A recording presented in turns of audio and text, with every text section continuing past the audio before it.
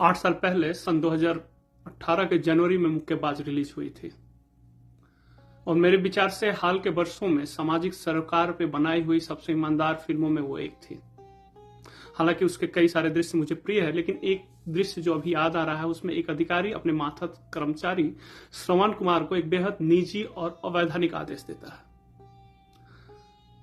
प्रतिक्रिया स्वरूप जब श्रवण कुमार उसको पालन करने से मना कर देते हैं तो वो अधिकारी उसको प्रताड़ित करने लगता है और फिर अंततः श्रवण कुमार उस अधिकारी को याद दिलाते हैं और चेतावनी देते हैं कि पता है ना कौन है हम?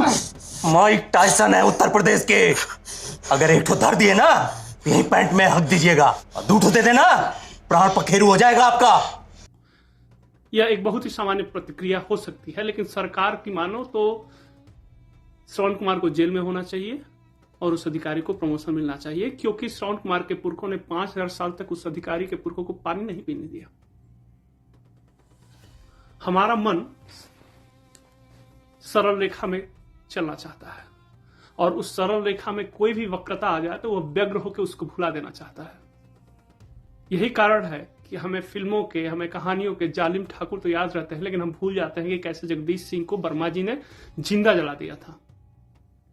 हमें फिल्मों और कहानियों के कपटी धूर्त ब्राह्मण तो याद रहते हैं, लेकिन हम विस्मृत कर जाते हैं कि कैसे विष्णु तिवारी जैसे लोग दशकों अपनी पूरी जवानी जेल के अंदर एक झूठे SC/ST केस में बिताते हैं।